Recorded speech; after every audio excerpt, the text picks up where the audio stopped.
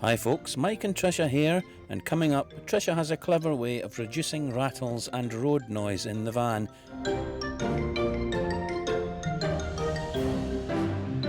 And we're moving on to have a tour and stay the night at a famous cognac producer.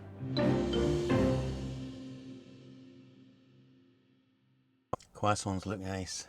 Yeah, French croissants. Yeah, these are just the supermarket ones though, aren't they? Yeah, It's but not. I think they bake them fresh. So it's like a boulangerie in the supermarket, is it? Right. Yeah. Okay, I'll dive in first then, shall I?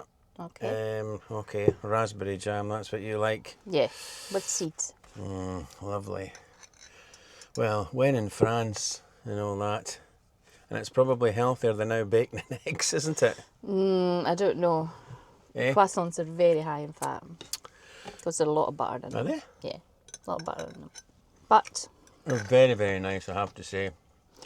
yeah, Now, remember you did say that I could pick where our next stop's no, going you to be. asked and I went right. Okay.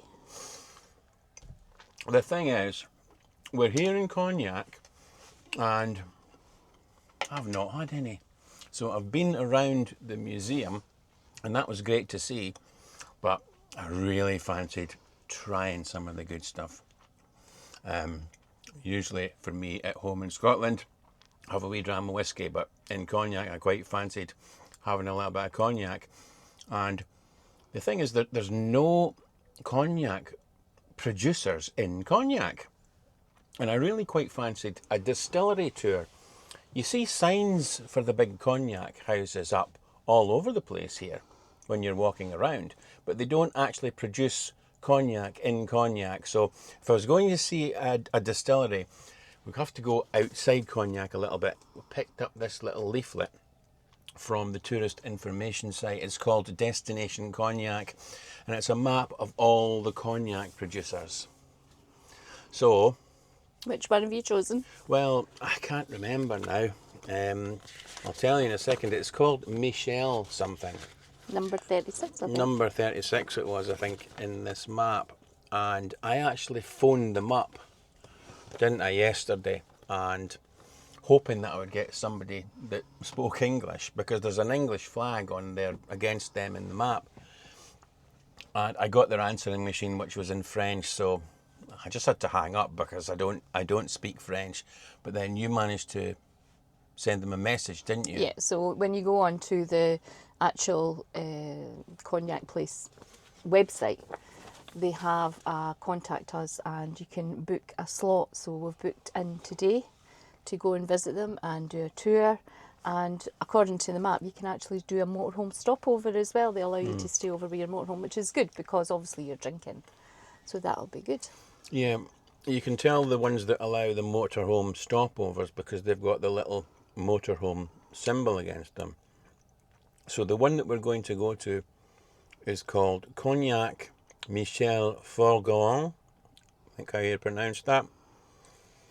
And I think it's only about half an hour away. Yeah, it's not very far, no. But we've got a few things to do before we go. We have, but it's nice to sit down and have a typically French breakfast, and we've got a little bit of space because... Yes, well, I have. Yeah. Because the wee one's not up yet. Aye, where is she? She's up the back. That's her new spot. As soon as I make up that bit, she's right up there. I see that.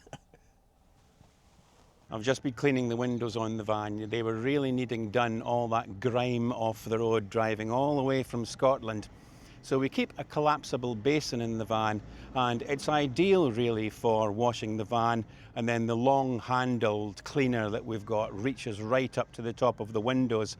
So I've worked my way around the van. I think it's looking spick and span now. Meanwhile, Trish has been busy cleaning the inside of the van. And she did say yesterday that she was going to try and refit the seat covers. So I'm going to hold her to that. Here we are doing the job I just love to hate. So you got to push this all back here. And then get it all down there. I know it's the back bit that you look forward to, isn't it? Doing round the back. Oh, I just hate it all.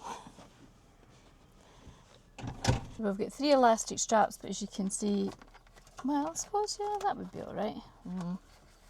Is that the way you had it before? No, but it should be alright like that. What is that plastic thing? Oh, I don't know, it looks something electrical.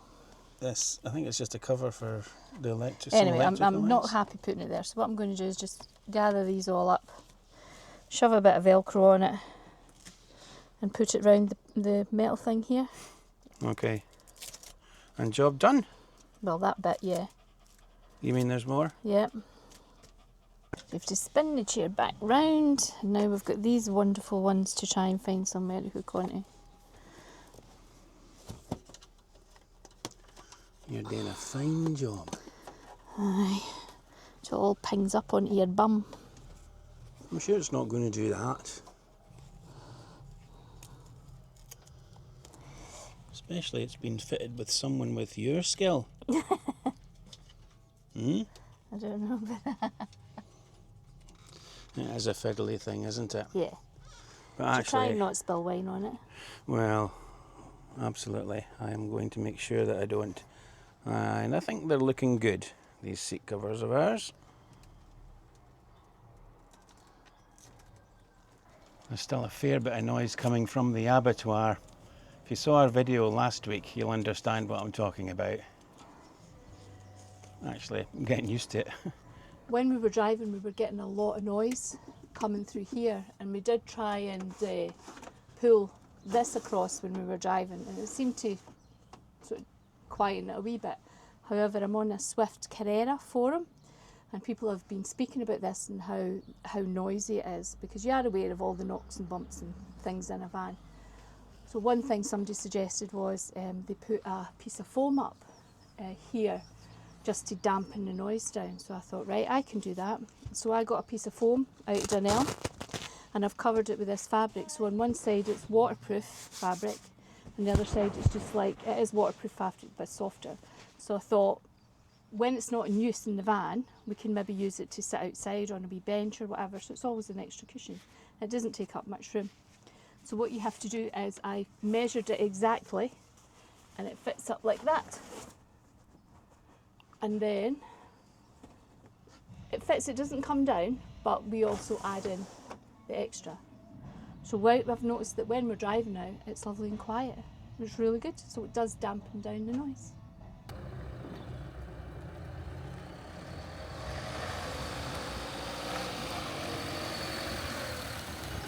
We're just using the facilities before we head off.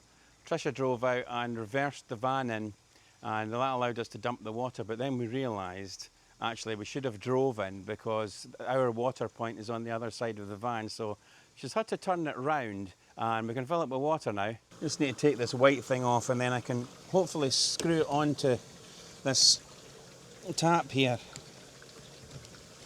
And then it's just a case of pressing the button, and away we go. If you think you can hear water already, it's actually from the other side where we've emptied our toilet cassette. Press the button and the tap's not going off. Right. There we go.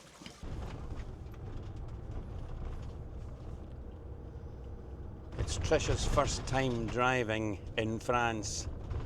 Not driving in France, period. I mean, it's her first time driving in France on this holiday, because she had that little spell of not being too well. I've done all of the driving up until now, so she might be a little bit rusty, but do you know this? The thought of driving on the right-hand side is a lot worse than actually doing it. That's what we've found. And as long as you get yourself onto the right-hand side of the road, once you're there, you tend to just stay on it, and it becomes embedded up here. We're turning right over one of these roundabouts that everyone just seems to drive right over, and we're on the hunt for LPG, or as they call it in France, GPL.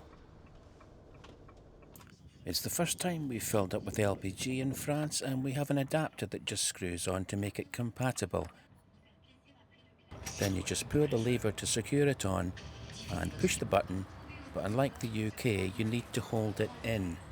Our 20-litre tank was half full, so it took 10 litres at 91 cents a litre, so about £9. Then the bit I love the most, that burst of gas as you release the nozzle.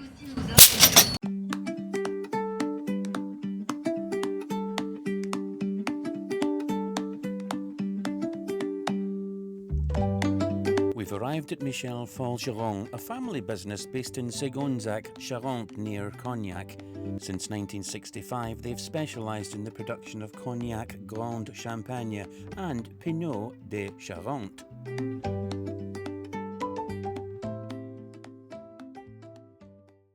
We've arrived at the distillery of Michel Forgeron. This is where we wanted to come today. This place is beautiful. It's surrounded by vineyards everywhere you look. And just behind me is the villa.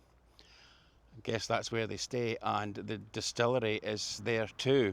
Well, we've spoken to the owners and we've got a slot booked for 3 o'clock. There's somebody else coming on the tour as well apparently, but we're going to get to see the distillery and how cognac is made. They've put us into this little grassy field here. Actually, it's really, really nice. I thought it was going to be a little bit boggy for us to get into, but Tricia managed fine. It's just an idyllic little location, and we've got the sun out too. So we will be going in shortly for that cognac tour, and I suppose there's time for a wee glass of wine before we go in. This is lovely, isn't it? Remind me again, why is it that we come to France in March? Oh, I don't know. There must have been a reason for it.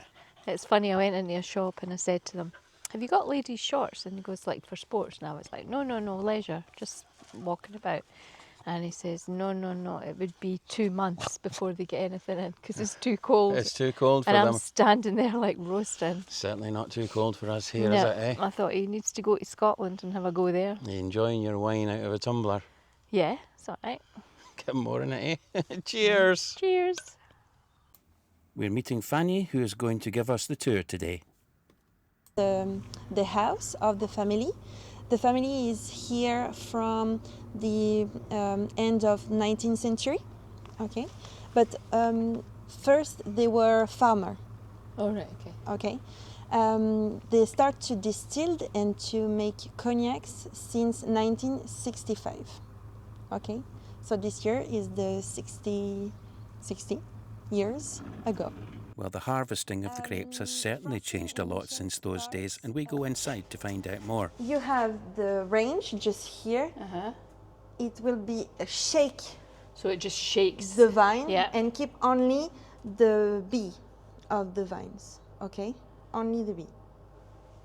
And keep the grapes, and we have only 2 hours to make the press because you have the oxidations comes very, very Right, okay. Yeah, that's faster. very quick. Yeah, it's very yeah. quick. So it's comfortable to have your vineyards around the property. Yeah. And after 2 hours, we have to do the pressing. Okay, just here. We use only pneumatic press. It's better to make the press because the bees of the grapes are slowly pressed. So it would be the same amount of pressure Yeah. all the time. Yeah. We put into the boiler the wine, the white wine we make just before. We put the gas. The first vapors of alcohol pass into the still head. The most volatile ones pass into the swan neck. Okay, just for the moment, forget the wine heater because it's not. It's an optional element in distillation. Here we use it because you have to use less gas because the wine is waiting into, Okay. and the heating of the vapors make the wine a little bit heater. So pass in this and is here into the condensing coil. Inside you have a serpentine, okay, with cold water, and the vapors comes here in gas, and with the condensation you have a liquid. This is the oldest part of the distillery that we're in now. And on the back wall, there's some things that are making my mouth drool, that's for sure. This is like the equivalent of a malt whiskey. So these are pure cognacs and they are bottled in 1974, and that's taken you right up to 2022. And then down on the bottom, these are all blended cognacs. And look at these. A whole load of blended cognacs from Michel Forgeron. It's the cognac from the year, okay? So with no aging, is not reduced. So This is the first distillation yeah, from this year. from this year. Yeah, because it's no aging, so you can see it's white clearly. Yeah. And not reduced, so Okay. it's 72% of alcohol purely. Okay. Okay, so if you want to smell and to try it, you can, but slowly. Wow. Yeah. I can. It's like pear. It's very fruity.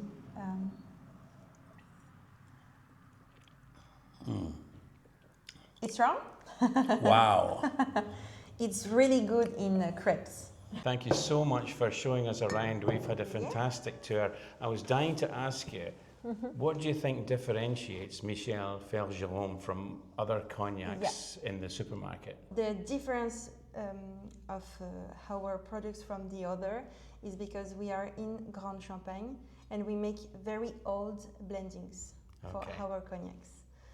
For example, the XO begins in 20 years old to 30 years old for the XO. Normally, in Basics cognac, it's 10 years old. So it's a very high quality cognac. It's the best. It's much better than what we'll buy in the supermarket, isn't it? Yeah, you need to try it. I'm going to try it. That's what we're going to do next, isn't it? Perfect. Start with Pinot des Charentes, so the liqueur wine. The Pinots are a blend of cognac and grape juice, and we have 3 to sample, each with their own distinct flavours and characteristics. We thought that all 3 were excellent, but we were in agreement this one was our favourite. But it's just me for the cognac tasting. And this now is the XO. And this one is the XO. Okay. Right. So this one will be aged how long? Yeah, to 20 years old to 30 years old. Okay. 20 to 30 years old. Yeah, but in the common world of cognac, it's begin in 10 years. Okay.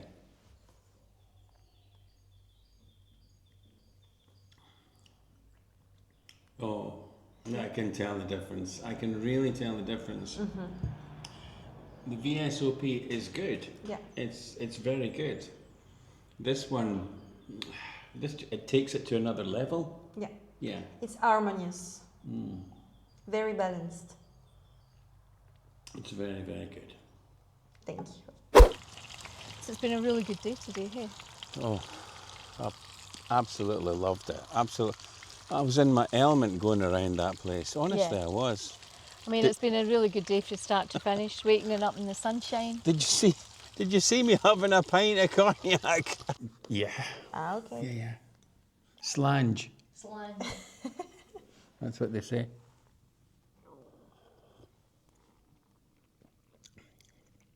This one is... Oh, it's very nice.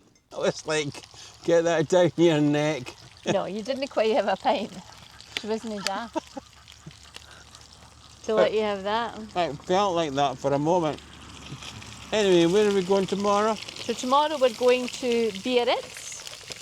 So it's a beachside resort, No. which will be really good. And Kira will get to go to the beach, hopefully. It's still in France, isn't it? Yes. It's down at the border. Right. And then it's into Spain.